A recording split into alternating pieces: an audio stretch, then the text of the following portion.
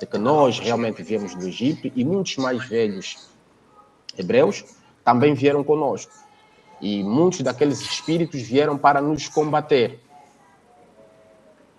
Isto, eu quero dar aqui uma luz aos irmãos, de que o local que a Bíblia indica, na qual o povo deu a volta durante 40 anos para poder chegar na Terra Prometida, que não faz muito sentido do meu ponto de vista, porque eles já tinham passado naquela terra, que é a terra de Canaã, já tinham passado naquela terra, não fazia muito sentido eles voltarem para aquela mesma terra, porque foi uma promessa, uma terra nova. Eles iam herdar uma terra, seriam herdeiros de uma terra, e essa terra seria nada mais do que a terra onde os antepassados, ou seja, a terra onde Deus criou os primeiros homens.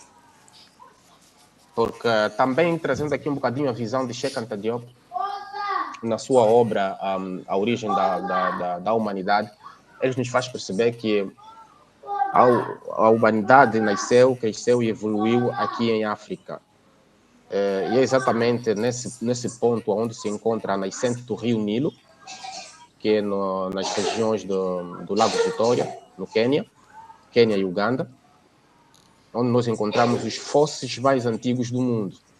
Só para termos uma ideia, o fóssil mais antigo do mundo tem 1.400.000 anos, que é a última descoberta que foi feita em 2012, que foi denominado o Garoto de Turkana, precisamente por ser encontrado lá no Lago Tana, no Quênia. Data de 1.400.000 anos. Não existe fóssil mais antigo e mais completo. O Butelé, ou o Garoto de Turkana, é o fóssil mais antigo. A vida começa precisamente desse lado, que é a parte de cima. O que a Bíblia nos apresenta hoje, aquela rota, foram 3 hipóteses que os escribas fizeram ao recompor a Bíblia. Eles tiveram que fazer 3 hipóteses. Dessas 3 hipóteses, eles foram para a terceira hipótese. Excluíram as 2 primeiras hipóteses, porque, conforme eu estava a dizer, Deus disse a Moisés, desce e vem até aqui com o povo. Quando ele diz vem até aqui, foi onde ele conversou com Moisés, foi no Monte Sinai. Isso foi no Cojo, nas terras de Midian, na Arábia Saudita. E a Arábia Saudita, no Monte Sinai, olhando para o lado esquerdo, se alguém depois puder consultar o mapa, vai ver que está logo aí o Mar Vermelho. E a equipa de Faraó, quando vai ter com Moisés, encontra o povo ali, porque Deus pediu que eles fossem adorá-lo ali, no Monte Sinai. É exatamente aí onde aconteceu tudo. A travessia que fez foi daí da Arábia Saudita para a Eritreia, Uganda, República Democrática do Congo. Eu afirmo sem medo de que o Reino do Congo é exatamente a terra prometida. É nessa terra onde estavam os nossos irmãos, que foram denominados como pigmeus, porque eles estavam exatamente aí na terra de Kananga. Na República Democrática do Congo, nós encontramos uma região que é chamada de Kananga. E os nossos antepassados, quando chegaram aí, eles denominaram de terra de Nsiakananga, que significa a terra de chegada. Esse termo Kananga que foi deformado ou transliterado para a terra de Canaã. Prontos, a vinda de Simão Gonçalves Toco não foi uma vinda por um mero acaso. Nós não fomos escolhidos pelo acaso, porque existem coisas que nós devemos estudar quando falamos de características, ou quando devemos falar da Terra Prometida. O que nós devemos estudar são as características da Terra Prometida. Se nós formos no livro de Deuteronômio, que nos fala muito sobre a movimentação, aquele exercício todo que foi feito de Moisés e o povo, nós vamos compreender que Deus dita essas características da Terra Prometida em Deuteronômio 8. Deuteronômio 8, 6, 8, ele diz o seguinte, que ia mandar esse povo para uma terra dividida por rios, uma terra que mana maná e leite. No seu solo tu encontrarás o ferro e nas suas montanhas cavarás o cobre. Se nós olharmos para a terra que nós hoje chamamos terra de Canaã, não encontramos isso. É uma terra que não é fértil. Não é fértil para a agricultura. não chove. É uma terra que não tem cobre, não tem essas riquezas minerais, não tem lá. Então, logo eu não preciso de muita teologia, não preciso de muita profundidade, que é para descartar que aquela não é a terra prometida. Como já disse no princípio, não fazia muito sentido eles regressarem para aí. Muito bem. Como disse de Jesus Cristo, o propósito que ele trouxe, não é? que era de desfazer a primeira aliança do sacrifício de animais e ser ele o animal sacrificado. Ele veio como um mensageiro também. E ele trouxe com ele boas novas. Quando falamos de boas novas, estamos a falar de um profeta ou de um mensageiro no seu tempo. E Jesus Cristo era o profeta, o mensageiro do seu tempo. Por isso é que nós chamamos de boas novas. Mas neste tempo, o profeta mensageiro é Simão Gonçalves Toco. E nós, quando estivermos a falar das boas novas, nós temos que fazer referência aos ensinamentos de Maimônides. Não podemos chamar de boas novas o ensinamento de Cristo, porque Jesus Cristo veio num tempo, numa determinada localização, para um determinado propósito. E esse propósito de Jesus Cristo, no seu exercício, ele disse que eu vim precisamente para a geração perdida de Israel, não é? Pronto, o termo aqui Israel também é um termo transliterado que também vem das nossas línguas. É um termo que vem das línguas Níger-Congo, que significa escolhido, né? No Kikongo, não sei se o irmão Pedro está aí, se tiver falar mal, depois vai me corrigir. Diz-se Isócele, que no mundo diz-se Isolie. Esses são termos que foram transliterados para Israel, não é? Porque o hebraico diz Israel, não é? Não diz Israel. Israel é latim. O propósito, ou seja, os discípulos tinham que dar continuidade a essa mesma mensagem, porque Jesus Cristo pediu a eles que fossem para os quatro cantos do mundo e espalhassem o evangelho até encontrarem o povo perdido. E esse povo perdido é o povo espalhado, que somos nós que viemos parar aqui no Reino do Congo. Mas, como existe uma outra força, que é a detentora de todo o poder, que orquestra tudo o que se faz nesse mundo, ele teve acesso às Escrituras. E tendo acesso às Escrituras, ele fez simplesmente o trabalho de antecipação. Ele fez um trabalho de antecipação. Pegou, porque nós sabemos que os cristãos foram perseguidos no tempo de César, no tempo de Nero, até mais ou menos a época do imperador Constantino. Eles foram perseguidos e devorados, e eliminados. Muitos desses apóstolos foram mortos e nem sequer participaram dos tais concílios, os concílios que ditaram os 3 Cs, que é o credo, o cânon e o... Foi-me agora aqui o outro. O credo, o cânon e o clero, não é? Que é aquele concílio que... Porque quando Constantino disse que agora vamos parar de perseguir os cristãos e vamos nos juntar a eles, depois houve muita confusão, a questão da liderança e tudo mais, e era preciso que se fizesse um concílio para poder estabelecer a hierarquia, que é o clero, estabelecer uma regra de fé, que é o credo, para que a igreja tivesse organizada. Mais tarde surgiram os outros concílios, que ditaram a lista de livros, que é o cânon, não é? Tudo não foi feito no mesmo concílio. A partir daí, o Império Romano começou a impor-se na palavra ou na mensagem que era a responsabilidade dos apóstolos.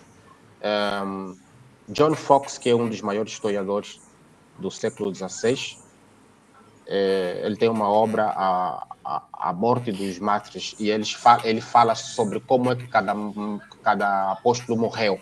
Então, se eles morreram, eles não fizeram parte desses concílios. Se não fizeram parte desse concílio, não cumpriram com a sua tarefa. E isso é uma coisa que os nossos pastores na igreja já têm feito, fazem muito bem na introdução, logo ao apresentar a igreja aos visitantes. fazem muito bem falando da história. Nós temos escutado muito bem os nossos pastores a falarem que essa é uma igreja que foi conduzida antes pelos patriarcas, que é a descendência dos patriarcas, que são as 12 tribos dos filhos de Jacob, né? Mas eu diria que é uma igreja de origem abrâmica mesmo, que é a igreja que surge de Abraão, assim como o islamismo, o judaísmo, também são são religiões abrâmicas. Nós também somos abrâmicos do tempo de Abraão e até o tempo de Simão Toco. Pronto, isso aqui já é algo que nós temos domínio e eu vou ultrapassar isso. Mas era para fazer perceber aqui os irmãos que a partir desses concílios todos que foram feitos, até o ano de 1452, 1454 e 1456, que é o tempo do padroado. É o tempo do padroado, em que a Igreja Católica já estava praticamente arrumada, definida, e fez sair as bulas papais, né? Através do padre Nicolau V e o Calixto III. Essas bulas ordenavam, davam a ordem apostólica para que os portugueses, espanhóis ou a Península Ibérica invadissem o território dos africanos e consumisse tudo que é dos africanos, escravizasse o povo e tomasse tudo que era dos africanos. Essa era praticamente a autorização apostólica. E depois houve a outra autorização, que é a autorização sagrada, que saiu com o padre Calixto III, que nós conhecemos também como padroado.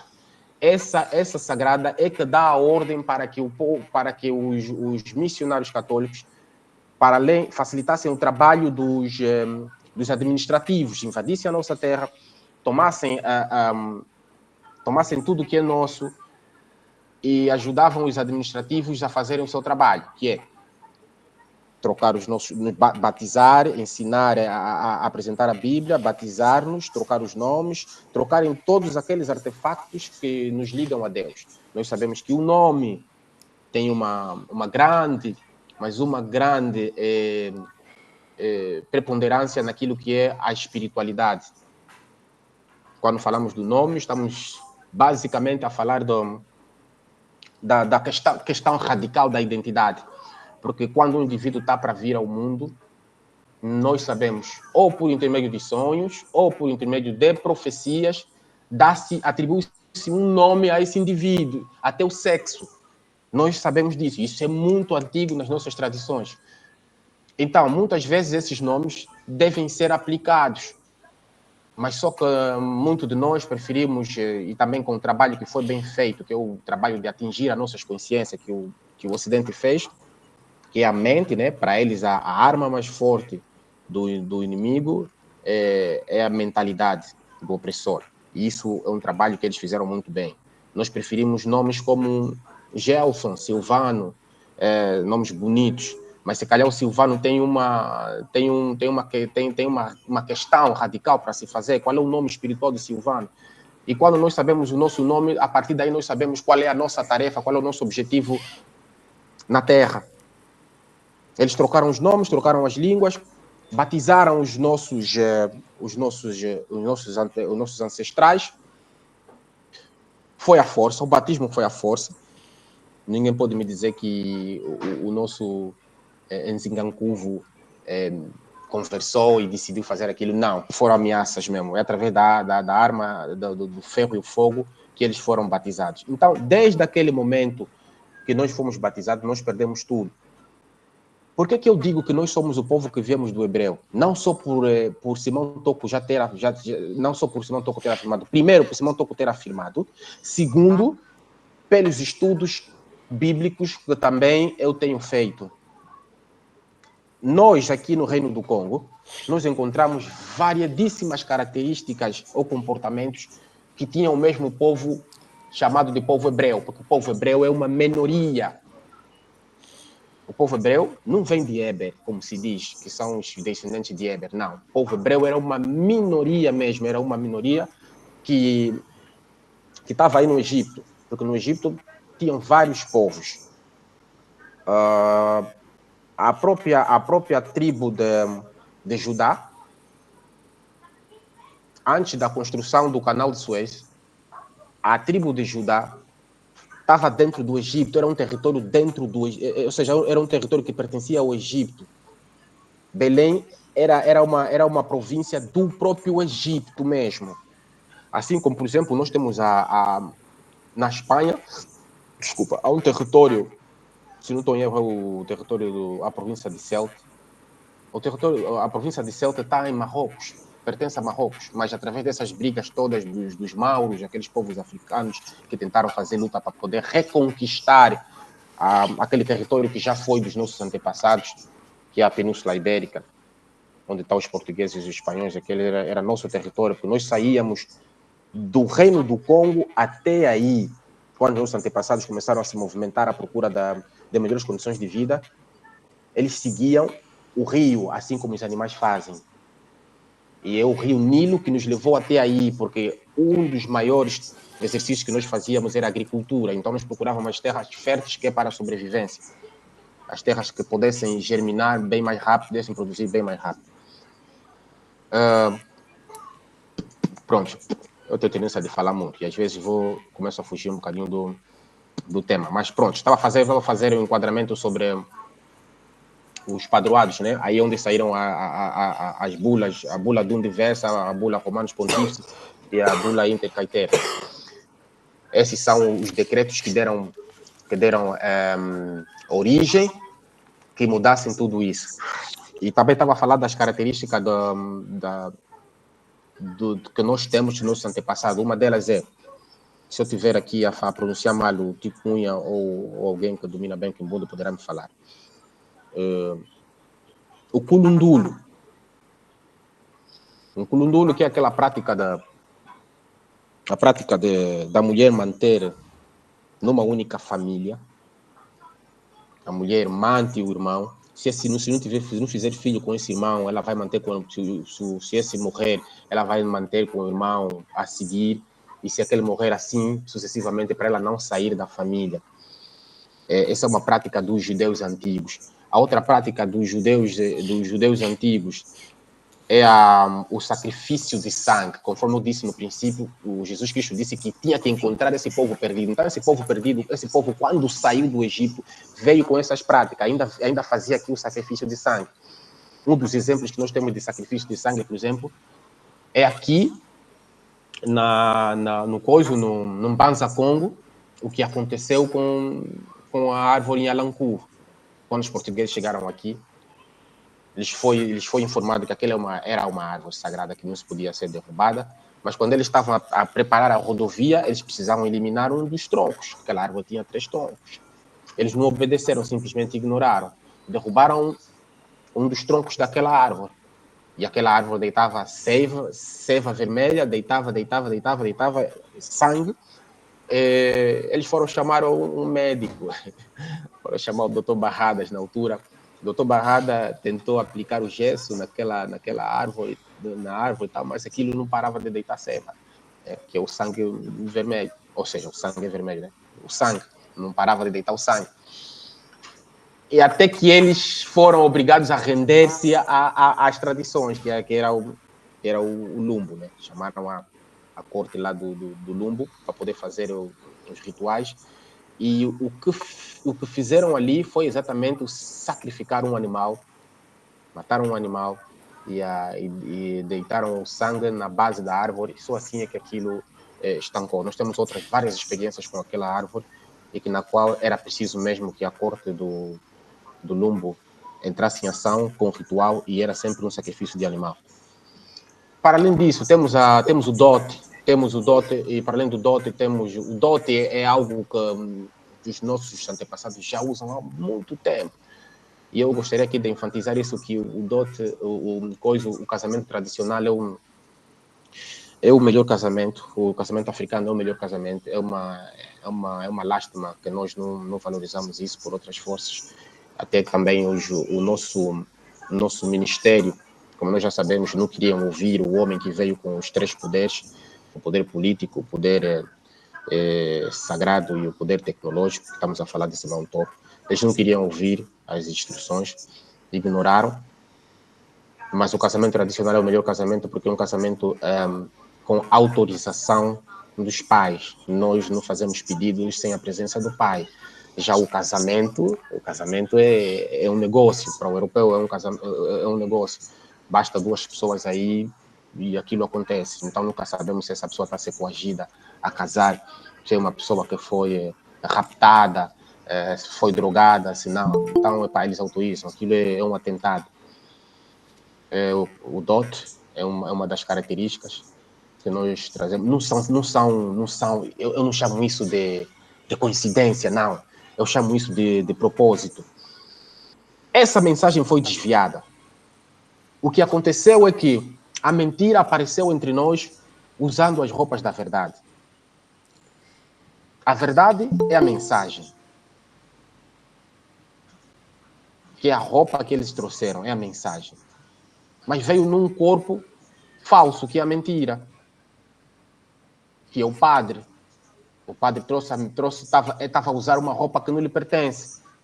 E como essa mensagem chegou aqui, distorcida, baralhada, propositadamente, então era preciso, como nos diz o livro de Atos de Apóstolo, este mesmo Jesus que vocês veem aqui agora, por agora vai subir até chegar o dia da restauração.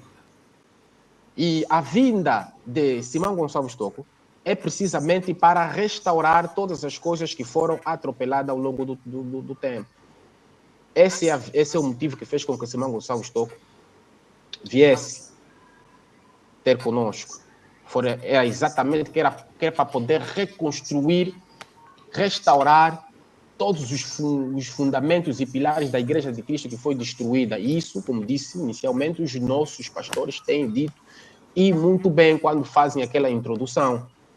Essa igreja de Simão Gonçalves Tocco já foi anunciada a partir do século XIV pelo profeta Abuela Muanda, ou Nsaku Nevunda. Foi ele que previu a chegada dos Mindeles aqui no Reino do Congo. Foi ele que anunciou e o objetivo que eles trariam. No século XVII, pela Quimpa Vita, que também os nossos pastores têm dito isso muito bem, e ouço muito mais na voz do pastor Bula. Não que não ouço na voz dos outros pastores, mas tem sido ele mais a fazer referência disso, porque esse enquadramento, essa introdução é importante para que a juventude perceba, conforme eu disse no princípio, quem nós somos realmente, qual é o nosso objetivo. Essa mesma igreja também começou a ser profetizada já em 1921 pelo Mfumu Kimbangu Ngombe. Começou a ser profetizado já no Congo Mbé, ou no Congo Brasa, se quiser, em 1939 pelo André Massua. Em Sonambata, em 1941, pelo Simão Mpadi, que hoje chamam um padismo. Né? Em Quimbele e Matadi, 1945, por João Sua e Felipe Mbumba, respectivamente. E em 1949, como nós já sabemos, pelo Simão Gonçalves Tocco. Agora, como é que nós vamos pregar Jesus Cristo de Simão Tocco? Pois, aí é onde chegamos. Portanto, para esse campo do pregador, o próprio Simão Tocco, na sua forma de pregar, ele já se identificava como um revelador de segredos. Porque ele sempre explicou a Bíblia desconstruindo tudo aquilo que foi construído durante séculos. Então, nós como discípulos do Simão Tocco, o nosso trabalho é de dar continuidade a esse trabalho. Nós somos restauradores, nós somos libertadores. E nós, ao falarmos de Simão Gonçalves Tocco e Jesus Cristo, nós precisamos de fazer esse enquadramento, nós precisamos de dar sequência daquilo que são as obras de Simão Tocco. Mas hoje em dia eu vejo que nós valorizamos mais a Bíblia e ignoramos as diretrizes de Maimona, quando devíamos fazer o contrário. Nós hoje nos preocupamos com uma escola teológica, estudo bíblico, por exemplo, mas nós não nos preocupamos com um estudo da recuperação das nossas línguas. Por exemplo, os nossos pastores, alguns deles pregam em Quimbundo. É bem verdade que, em termos energéticos, em termos de transmissão, em termos daquilo que é a nossa a cosmovibração, né, que é o espírito que nós vibramos, que é o espírito que veio com Simão Toco, nós perdemos um bocadinho, porque está-se a pregar numa língua e depois tem que se traduzir. Retira um bocadinho também do power do próprio pregador. Mas é um trabalho que é um trabalho de resgate das nossas línguas. Nós devíamos, primeiro, nos preocuparmos. Esse é o meu ponto de vista. Devíamos nos preocuparmos ao invés de aplicarmos um requisito aos futuros pastores, como teologia, por exemplo, nós devíamos aplicar o domínio de uma língua nacional. Ou esse pastor tinha que passar por uma formação da língua materna. Porque eu não tenho domínio das línguas maternas. Estou a aprender. Porque não faz muito sentido. Se nós somos recuperadores, nós somos restauradores, nós estamos aí buscar tudo aquilo que se perdeu ao longo do tempo. Nossos nomes, as nossas línguas, o que comemos, as nossas tradições, tudo que é valor, que não se pode deitar fora. Tudo que nos liga com o intangível. Porque para mim a língua é um dos principais veículos de ligação espiritual. Os irmãos que estão aqui têm muita experiência espiritual e nós sabemos que muitas vezes os espíritos, quando descem na dimensão muito alta, eles não aceitam falar português. Se você não entende o português, ele fala. Ele vai falar o Lingala, vai falar o Kikongo. Vai falar eu já ouvi corpos movidos a falarem amarico, a falar em língua da Etiópia, por exemplo. Então nós devemos compreender a mensagem que os espíritos nos trazem. Quer dizer que nós hoje, para falarmos de Jesus Cristo, nós temos que usar a Bíblia como um memorial, como uma base de consulta, que é para depois fazermos a ligação na base da revelação sobre aquilo que Simão Toco nos trouxe como o próprio revelador. Porque se nós olharmos novamente para a teologia, então nós estamos a lutar contra Simão Gonçalves Toco, que foi o primeiro a lutar contra a teologia no Congo. Porque ele explicava a Bíblia. Porque nós, para sermos pastores no Simão Toco, nós não precisamos da teologia, porque nós nascemos pastores. Antes mesmo já de nós fazermos parte do mundo físico, nós já viemos com esse dom. E Deus vai trabalhando, vai preparando as pessoas de acordo ao dom que cada um recebeu. Bem, é bem importante que não podemos descartar que nós temos várias vertentes, e isso eu chamo de vocação evangélica. Eu chamo isso de vocação evangélica. Nós temos várias vertentes dos nossos pastores. Nós temos, vou destacar aqui 3. Nós temos a linhagem sociológica, a linhagem espiritual e a linhagem antropológica. Do meu ponto de vista, a linhagem sociológica da vocação do pastores ou evangélica é aquela que trata da parte comportamental dos membros, com base na revelação. Saúde conjugal, saúde social, tudo isso, a irmandade, essa é uma linhagem. Mas essa irmandade está onde? A língua é um dos elementos, é um dos artefactos que liga a irmandade, porque nós, quando encontramos um irmão que fala a mesma língua que a nossa, quando nós os saudamos na língua tradicional, nós sentimos uma vibração entre esses irmãos, quer dizer, eles vibram na mesma frequência, no mesmo diapasão. É o espírito. Então, um pregador que tem essa parte do lado sociológico também deve enfatizar esses valores morais, também deve fazer o resgate desses artefactos espirituais. Temos a outra linhagem, que é a linhagem espiritual. Esses são pastores que, através da revelação espiritual ou profética, eles tratam mais da cosmovisão do toquismo e a parte do lado africano, né, que é o resgate dos princípios, os artefactos espirituais, da cultura, a língua, as vestes, os nomes, a apresentação, os ritos de passagem. Tudo isso, esse indivíduo que tem esse dom espiritual, ou essa vertente, ele toca mais nesse lado, mas não é... Esse indivíduo é muito auxiliado pelo espírito que capacita os pregadores na nossa igreja, porque os nossos irmãos têm visto que nós temos pastores que são, para além da sua capacidade intelectual, que é a humana, eles são auxiliados por espírito. E quando estão a pregar, muitas vezes esses espíritos se manifestam. São mesmo espíritos que trabalham com eles, estão aí para auxiliar. Estão aí para auxiliar os pastores. Temos a outra linhagem, que é a linhagem histórica ou antropológica. Esses indivíduos ou pastores que têm esse dom da linhagem histórica e antropológica, eles tratam mais da narrativa da história distorcida. Porque a história é verdade, mas a narrativa que nos trouxeram é mentira. Então, muitos fazem esse resgate, fazem esse enquadramento de acordo com o modernismo. As invenções, as contribuições, as participações, as originalidades. Os nossos irmãos, pastores com essa inclinação, trazem tudo isso. Tem uma bagagem histórica muito forte, tem uma capacidade antropológica muito forte, tem uma capacidade de inverter o quadro, porque essa é a sua linhagem.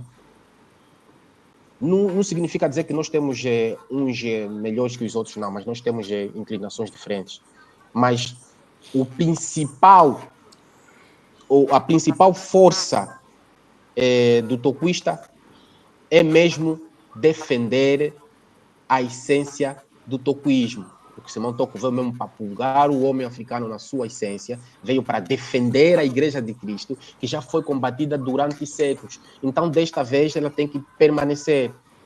Vários espíritos vão tentar entrar, vão penetrar, mas nós não podemos fugir a nossa base. Então, para eu não me alongar mais, eu vou concluir que pregar Jesus Cristo nos dias de hoje, sem a força da revelação, é simplesmente dar continuidade de um processo de descolonização espiritual que foi feito ao longo dos tempos pelo colono. Porque eles criaram simplesmente as escolas teológicas, não é? A de Antioquia, de Alexandria, que também tiveram um choque entre elas, não se compreendiam, tentaram dar sentido naquilo que não lhes pertencia, foi parar na mão deles. Por isso é que hoje nós temos várias versões bíblicas. Vamos ter a Almeida corrigida, não sei o que é que corrigiram nela, atualizada, não sei o que é que atualizaram nela. Então nós temos várias Bíblias, e todas essas Bíblias são muito mais novas do que a Bíblia etíope, por exemplo. A Bíblia etíope é muito mais antiga que essa. Por que não consultamos os livros etíopes? Por que não consultamos? Porque fomos aculturados dessa forma. Então, pregar Jesus Cristo é, primeiro, compreender que é um espírito que veio num tempo, num espaço e com um objetivo. E que, conforme disse no princípio, Jesus não é o nome dele. Jesus significa Salvador. Qual é o nome de Jesus? O nome de Jesus foi ocultado até hoje. Eu não quero falar disso hoje, mas se calhar num próximo encontro, numa próxima contribuição, poderei falar sobre o nome de Jesus, mas a princípio está relacionado com Emanuel, que é um termo completamente transliterado. O Emanuel tem um grande significado e é um termo que vem da língua Congo. Pronto, eu vou ficar por aqui, vou deixar que os outros irmãos contribuam e questionem, se for possível. Obrigado. Bem, estamos muito gratos pela rica abordagem, pela transmissão de conteúdo ou de conhecimento, né? Porque pensamos que somos todos como uma esponja dispostas a absorver conhecimento a todo o tempo. Então, estamos presentes 30 pessoas, né? Das quais 29, com exceção do preletor. E o tempo é dado a cada um de nós para alguma possível questão ou contributo ou um subsídio em relação, voltado ao tema neste caso, que é como pregar Jesus Cristo e Simão Toco nos dias de hoje. Já temos o nosso irmão Pedro Para os irmãos que acompanham-nos ou participam do meeting pela primeira vez, aqui na plataforma há uma possibilidade ou uma ferramenta que nos permite pedir palavra. É um ícone com. É uma aba com ícone de uma mão, assim para cima. Então, quando quiser o tempo para algum questionamento ou subsídio, é só clicar que nós veremos e assim o faremos, ou assim daremos tempo. Por agora, o tempo será dado ao nosso irmão Pedro para a sua contribuição à pergunta. Irmão Pedro, por favor.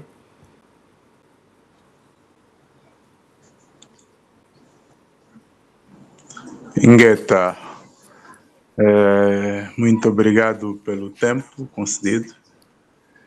Dizer que queria parabenizar tanto o irmão Moana Velela pela rica abordagem e não deixar de esperar também o nosso irmão americano, que mesmo ser apoquentado e atormentado com aquilo que nós já sabemos que é tantas tribulações por estar a revelar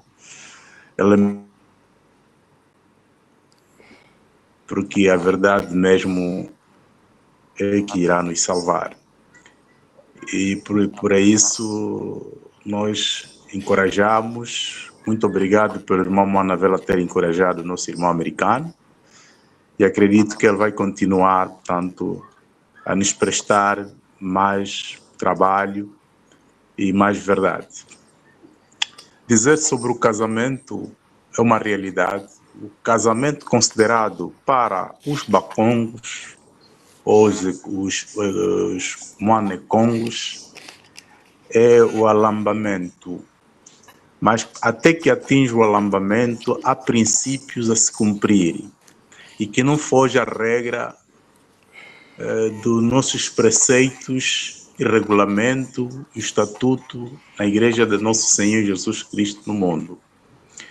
Portanto, dizer que recentemente eu estive a Luanda e meu sobrinho foi alambar uma menina em que nós já tínhamos batido as portas da família.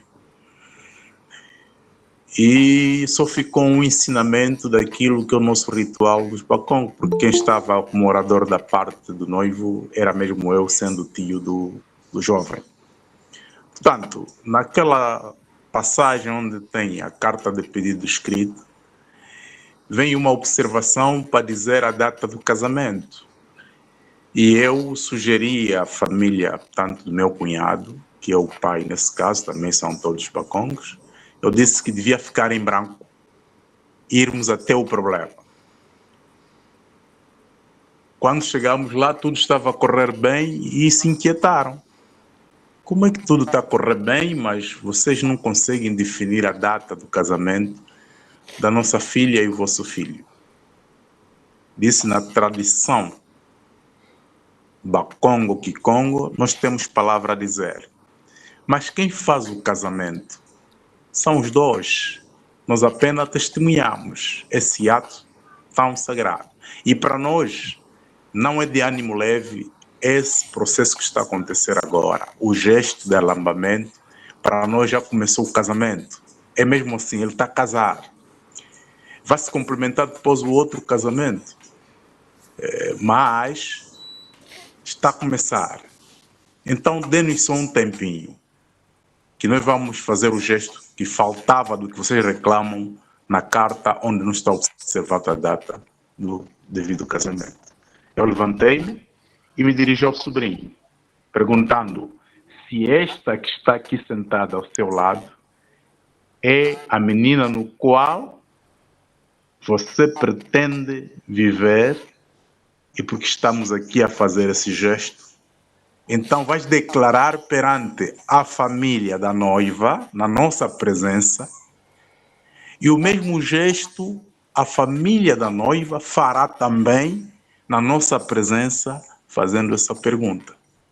Portanto, o menino respondeu sim, está de acordo que avança com o processo, sim, é aquilo que nós falamos, começa no alambamento, o casamento, porque nessa altura eles tinham palavra a nos dizer, a família da noiva e nós, os pais do noivo, porque eles é que têm que falar.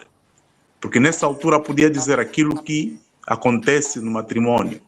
Lá no civil, perguntam se pode avançar com o casamento ou estão a desistir.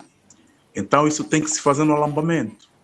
E é aí onde ele declarou que tinha que continuar o processo. Os pais da moça, começando o Bengo, disseram: nós estávamos distraídos e só acordamos agora. Os Bakongo nisso são mesmo peritos. Para isso, nós aprendemos mais uma lição final. Não exigir que vocês escrevessem já na carta, sem a gente ouvir deles, é um erro grave. Portanto, o alambamento para nós é considerado um casamento de rigor, porque as famílias sentam e é aí onde fala-se, entregam aquilo que se chama nsamo,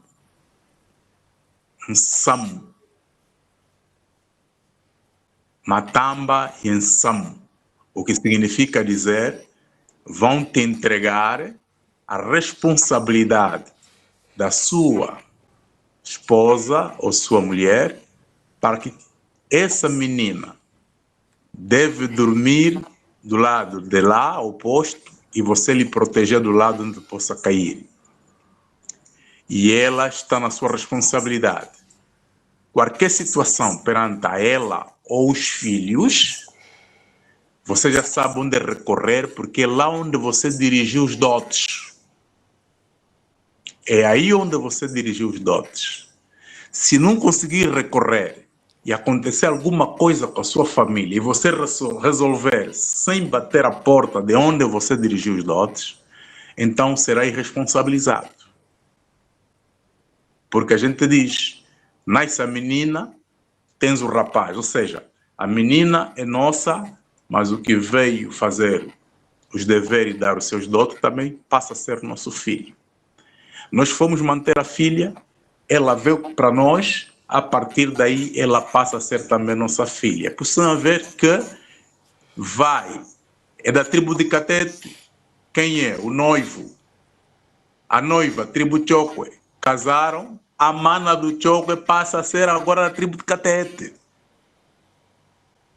Então, isso vem desde os nossos tempos passados, de que realmente é aquilo que estava a enquadrar entre o costumeiro nosso do Reino do Congo e tanto a civilização cristã, que eu posso assim considerar, na Igreja de Cristo, e o que sucede. Portanto, são essas normas que eu queria testemunhar com relação, portanto, ao casamento tradicional, que é tão rico e é muito importante, e de respeito mútuo de ambas as partes.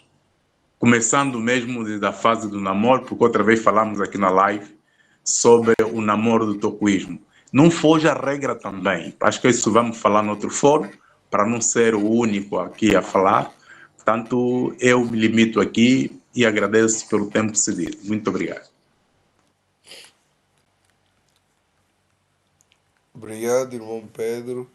E agora o tempo é cedido ao irmão Rubio Agostinho, e em preparação o nosso convidado João Paulo Soares. Irmão Rubio, por favor.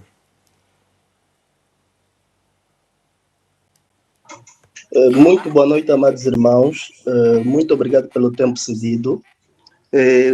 Para já parabenizar o nosso irmão Moana Velela pela sua brilhante apresentação.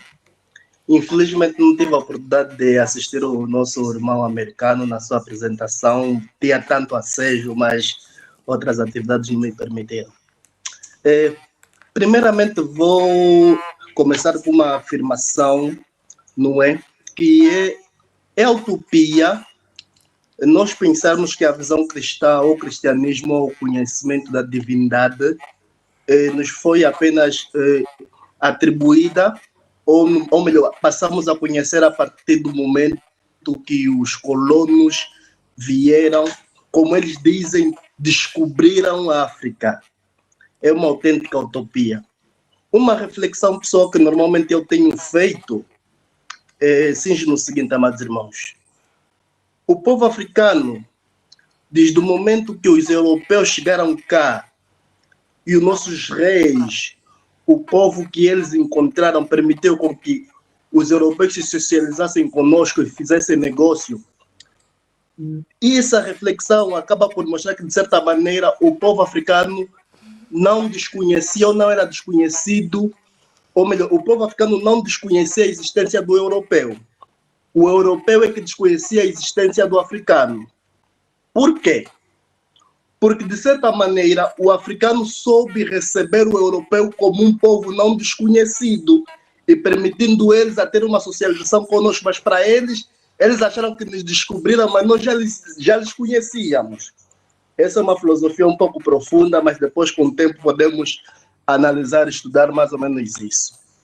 Outra questão muito importante que o Mano Mwanda Velela levantou é sobre as escritoras etíopes. Amados irmãos, para dizer que os estudos cada vez mais vão apresentando factos e argumentos que nos mostram que a África mesmo é onde começou tudo. O primeiro contato divino a nível da existência da humanidade aconteceu em África. Quem dizer que isso que aconteceu na Europa ou em um outro sítio é mentira, é uma autêntica utopia. Foi em África onde aconteceu tudo, o primeiro contato divino.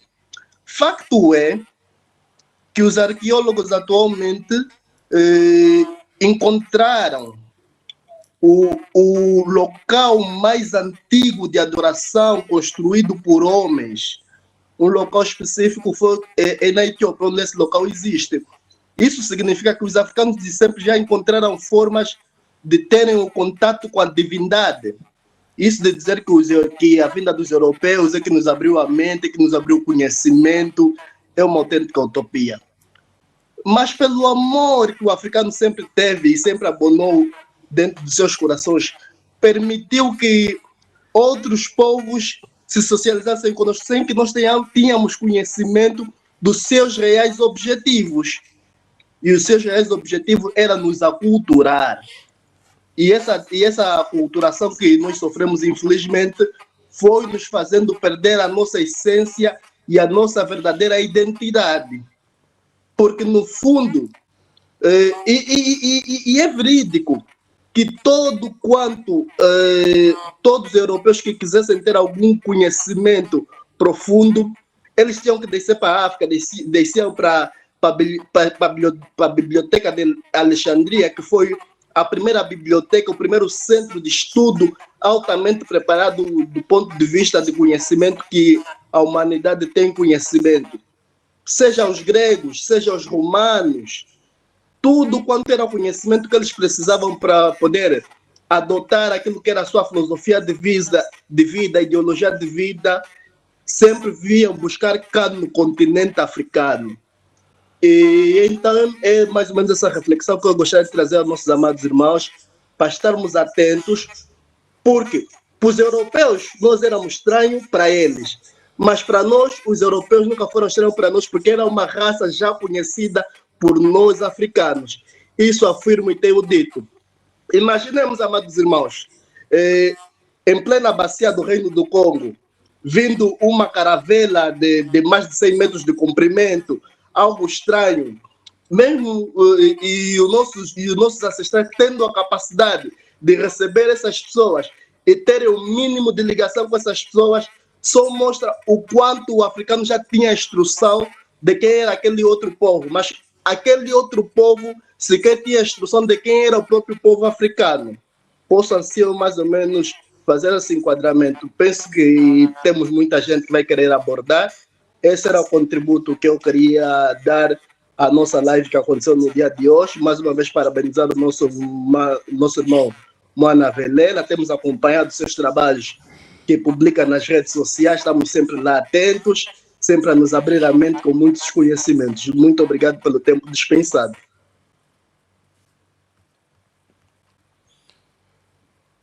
Gratos estamos pelo rico contributo.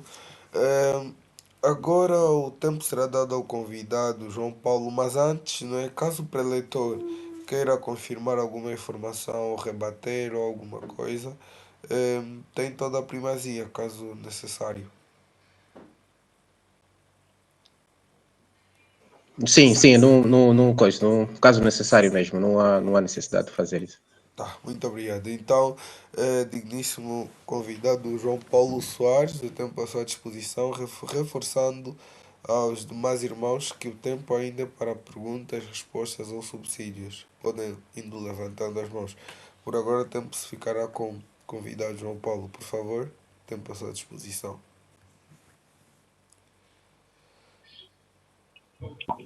Muito obrigado pelo tempo que me foi cedido, ou que me é cedido, e dizer que o jovem Moanda Vela praticamente está na linhagem de um grande historiador, já tem estado ali a chamá-lo de jovem pastor, e foi praticamente com muita satisfação que recebi esse convite de participar nessa live, porque conheço as potencialidades e aquilo que, primeiro, a sua potencialidade acadêmica e também aquilo que é a veia pastoral que corre praticamente naquilo que é a sua dependência, porque afinal a linhagem é pastoral.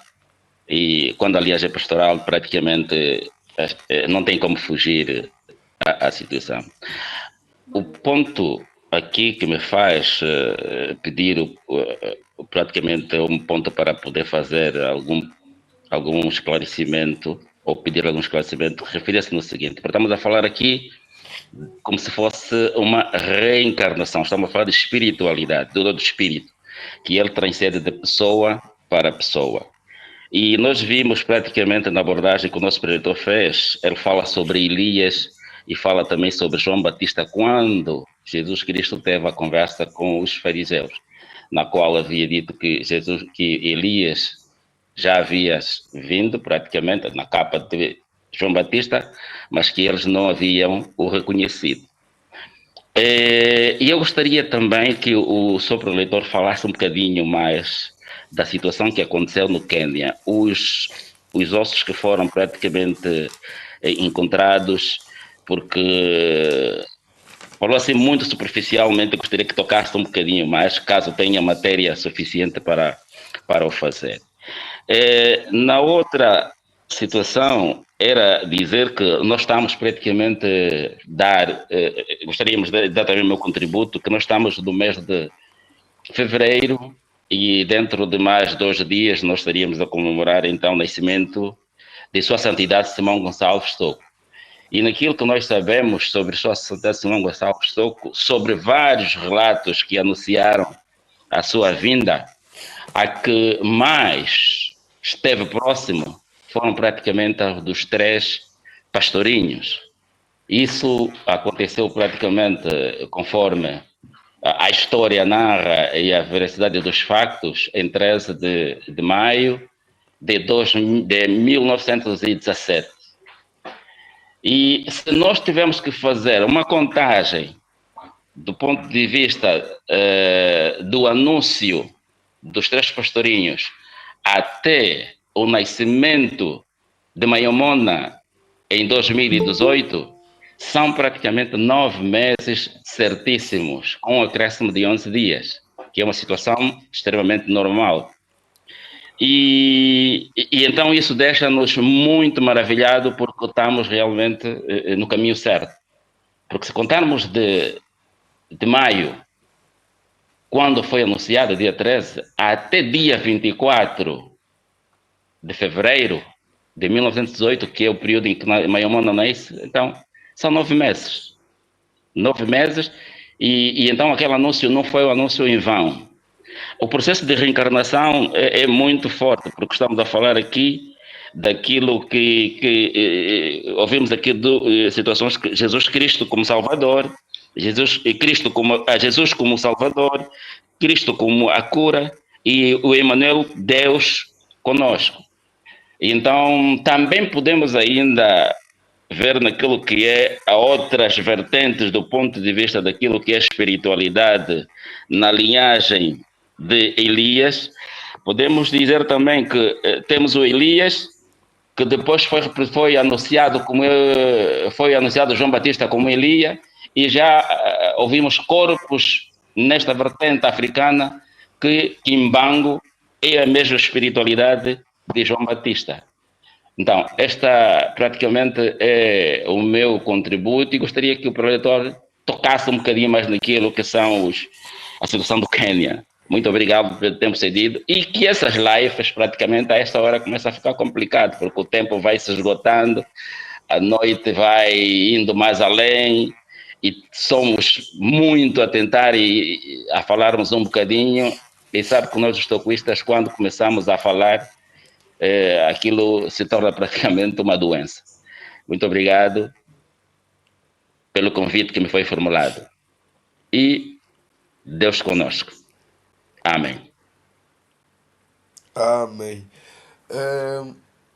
Obrigado pela intervenção. E da abordagem anotei 3 questões aqui, que é falar da situação Elias João Batista, ou seja, detalhar a situação do Quênia e Kimbangu João Batista. Agora, não sei se o preletor gostaria de respondê-las agora ou se podemos ouvir mais contribuições para depois responder todas as questões de uma só vez, em gesto de conclusão talvez, ou podemos ouvir as respostas agora também, se calhar, para não acumular. O que é que o senhor preletor acha?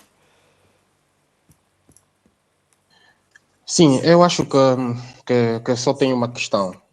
Eu acho que o resto foram contribuições. Aqui a questão que eu percebi, Mbuta Soares. Acho que a questão aqui é que o Mbuta Soares pediu que eu falasse um bocadinho mais sobre a questão do Quênia. Penso que é só uma única questão. A questão do Quênia é ali onde nasce o rio Nilo, praticamente, né? Uganda e Quênia, no Lago Vitória e no Lago Tana. Lago Vitória está no Uganda e o Lago Tana está no Quênia. É ali, aquele local, é o local onde encontram-se mais fósseis, mais ossos, porque aquele lugar era o lugar onde estava o rio. E os animais têm a tendência de procurar sempre a água para a sobrevivência. Portanto, ali é o primeiro, praticamente podemos considerar que é a primeira parte do Egito, concentração.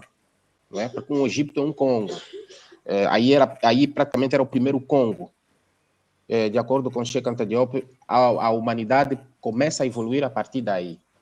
Mas a paleontologia, sabendo desse pormenor, que há um local onde os antepassados mais se concentravam para a sobrevivência, então foram escavar aí naquele local, foram fazer pesquisa naquele local.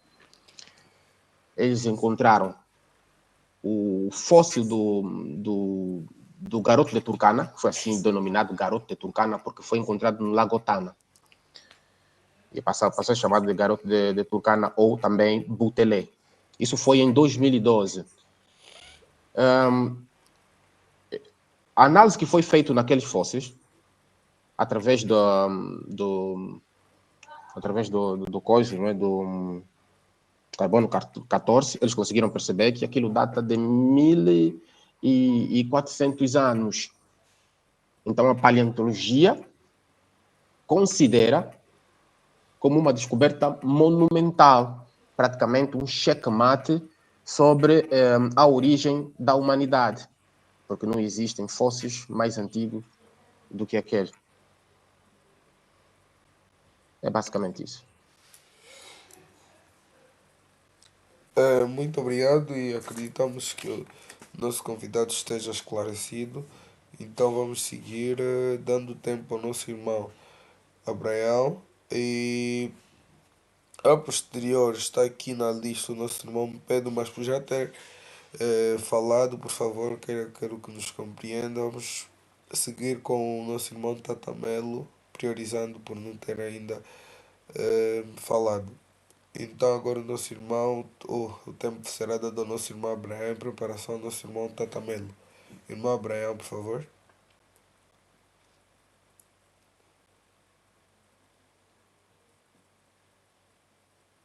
Bem, não sei se está a tentar falar, mas o microfone está desligado, então convém ligar. Bem, parece que o nosso irmão não cá está, então vamos seguir e assim que voltar poderá usar a palavra. Então, deste tempo será dado ao nosso irmão Tatamelo, por favor. É, eu, primeiramente, queria agradecer pela introspecção que o Mana Velela teve e agradecer a todos os irmãos que estão cá presentes hoje. A minha contribuição é mais no seguinte, de enfatizar que, consoante a abordagem que o Mana Velela teve, demonstrou aqui plenamente que o toquismo ele, tem a tendência de pegar o homem africano a voltar na sua essência natural. Se foi um dos